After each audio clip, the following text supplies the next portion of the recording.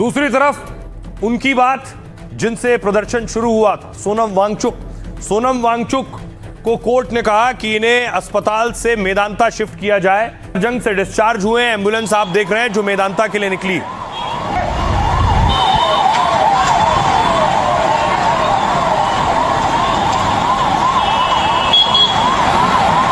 और उसके बाद सोनम वांगचुक का आगे का इलाज चलने वाला है मेदांता में। एम्बुलेंस जब मेदांता पहुंची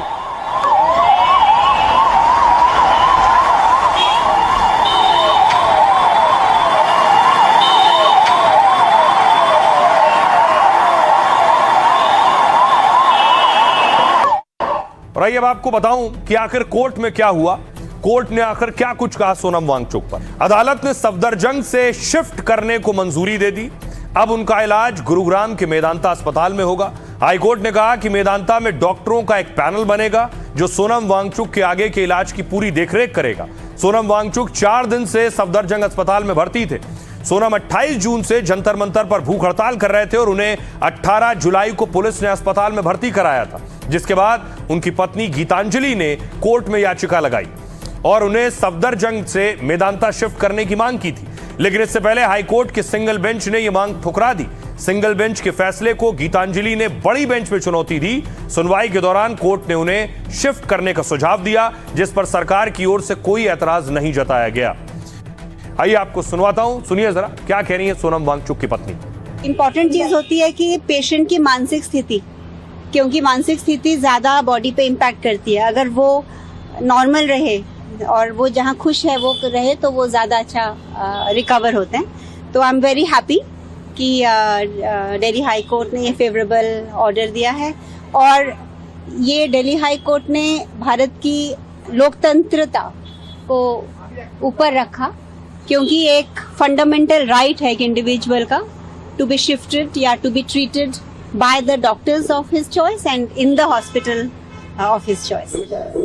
रहिए, अब आपको लिए चलता हूं वापस उस तस्वीर की तरफ जो नेता प्रदर्शन कर रहे थे और हिरासत में लिए गए थे। उसमें अखिलेश यादव भी हैं। अखिलेश यादव को आप देख रहे हैं।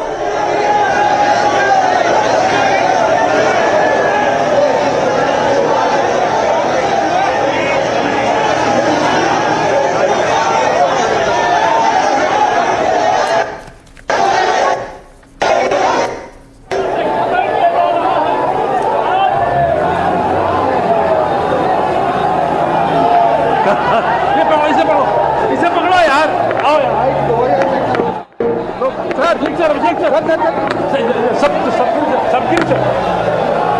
This side sir, ma'am this side, this side.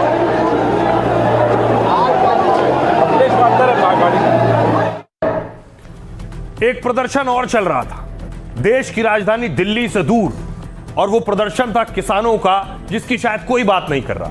किसान भी प्रदर्शन कर रहे थे शंभू बॉर्डर पर। भारी संख्या में किसान जुटे थे और दूसरी तरफ पुलिस का जमावड़ा था।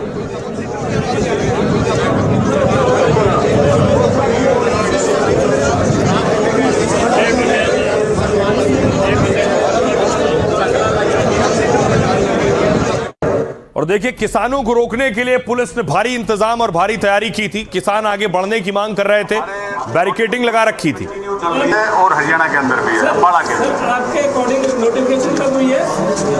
हमारे नोटिफिकेशन कंटिन्यू चल रही है। अभी तक नोटिफिकेशन नहीं है कहीं पर भी लगी। चलो आपको दिखा देंगे। नहीं दिखानी नहीं है। दूसरी तरफ किसानों के समर्थन में अलग अलग राज्यों में भी प्रदर्शन हो रहे थे। यूपी के मेरठ से भी ऐसी तस्वीरें आई, मुरादाबाद से भी ये तस्वीरें आई।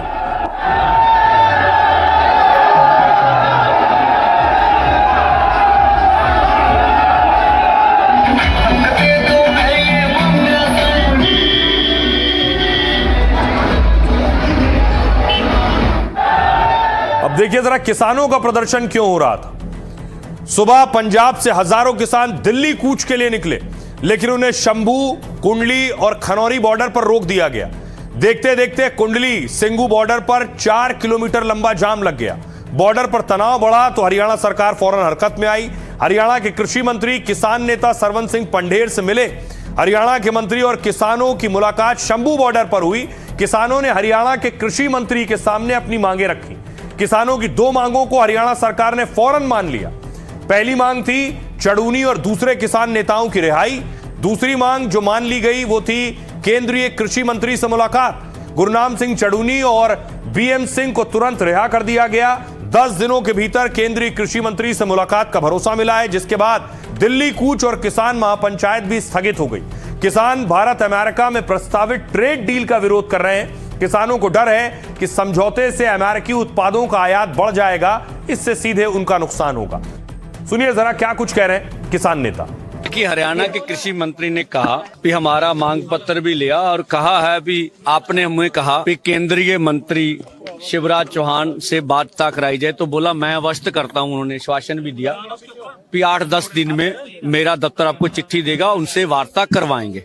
दूसरी बात हमने कहा सभी किसान लीडरों को, किसानों को रिहा किया। वो कहते तुरंत प्रभाव से हम सीएम से मीटिंग करके गुरनाम सिंह चड़ूनी से, अधिकारी बोल रहे हैं वीडियो कॉन्फ्रेंस छोड़ेंगे, बातचीत करें। जब गुरनाम सिंह चड़ूनी को छोड़ देते हैं, बीएम सिंह को छोड़ते हैं, फिर सबसे बात करके इस मोर्चे का आगे का निर्णय लें। जो हमारी मांगे थी कि हमारे गिरफ्तार किसानों को छोड़ दिया जाए और सरकार के साथ यूएस डील के ऊपर वार्ता शुरू हो, और वो वार्ता हरियाणा के कृषि मंत्री ने प्रॉमिस किया है। तो वो जैसे ही हो जाता है फिर हम अगली जो रणनीति है 27 से 28 को, मतलब कि जो मीटिंग होगी 7-8 दिन के बाद, उसके बाद तय कर पाएंगे। नेता प्रतिपक्ष राहुल जी हों, खड़गे जी हों, तो ये अपनी आवाज उठाते हैं, लोगों की आवाज उठाते हैं, अपनी आवाज तो क्या लोगों के मुद्दे उठाते हैं।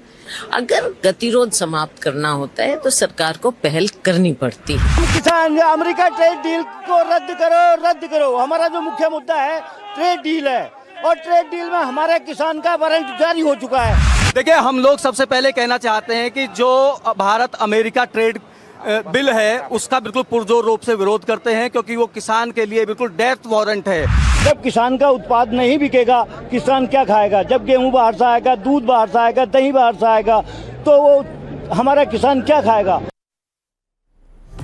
और आइए खबरों में आगे बढ़ते हैं। आज की एक और बड़ी खबर है और दर्दनाक खबर है। सिक्किम आपको लिए चलता हूं। सिक्किम में मौत की सुरंग सामने आई। एक सुरंग जिसमें भूस्खलन हुआ, ये उस सुरंग की तस्वीर आप देख रहे हैं। गुप अंधेरा आपको नजर आ रहा है सुरंग में।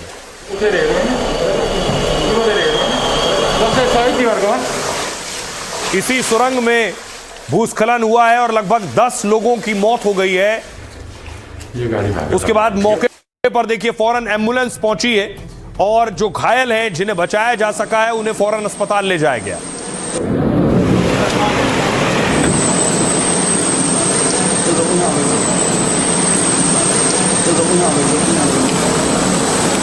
ये जो आप देख रहे हैं जहां एम्बुलेंस अंदर जा रही है यही सुरंग है।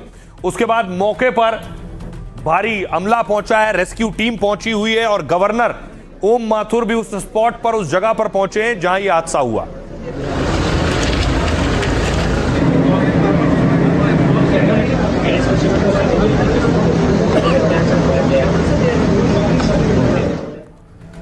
तो जिंदगी को बचाने की एक जंग चल रही है सुरंग के लिए।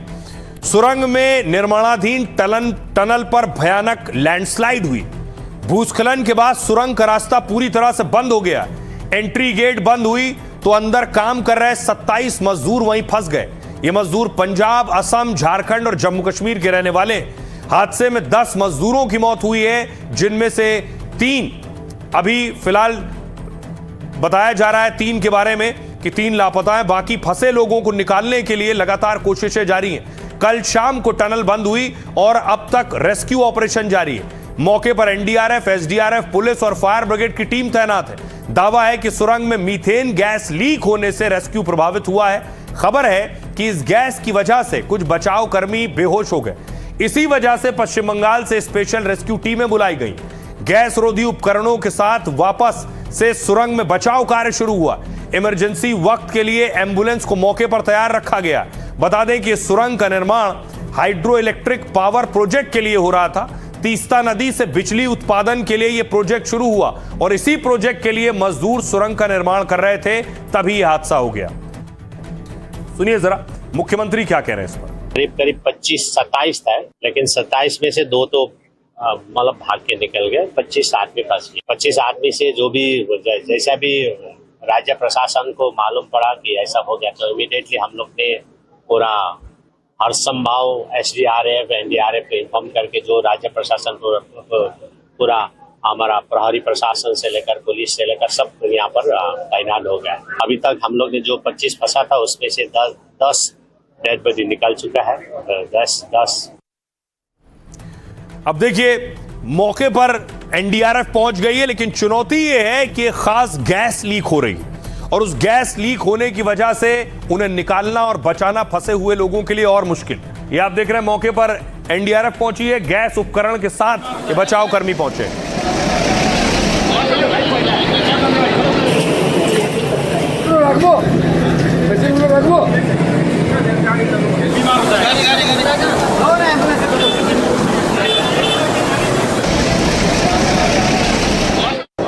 अब देखिए, मीथेन गैस लीक हो रही है ऐसा कहा जा रहा है, वो एक और चुनौती है। तो आऊं कि आखिर कितनी घातक है ये मीथेन गैस। दावा है कि सुरंग में कुछ पत्थरों में मीथेन गैस की वजह से विस्फोट हुआ।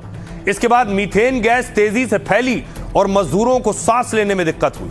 मीथेन गैस जहरीली नहीं होती है, लेकिन इससे ऑक्सीजन का स्तर कम हो जाता है। सुरंग में ऑक्सीजन घटने पर दम घुटने और बेहोशी का खतरा बढ़ जाता है। मीथेन गैस हवा के साथ मिलकर ज्वलनशील मिश्रण बनाती है। ऐसे में अगर वक्त पर रेस्क्यू नहीं हुआ तो स्थिति और बिगड़ सकती है। यह गैस चिंगारी के संपर्क में आए तो विस्फोट या आग का खतरा होता है। गैस मिलने पर रेस्क्यू कैसे होगा? सवाल यह है, अगर सुरंग के अंदर गैस है तो सबसे पहले हवा की जांच की जाती है। डिटेक्टर की मदद से ऑक्सीजन और गैस का स्तर मापा जाता है। खतरे का आकलन कर देखा जाता है कि अंदर जाना सुरक्षित है या फिर नहीं। फिर बड़े वेंटिलेशन फैन से सुरंग के अंदर हवा भेजी जाती है। इसके बाद बचाव कर्मी सुरक्षा उपकरण पहनकर रेस्क्यू शुरू करते हैं। यह है उनको बचाने का तरीका।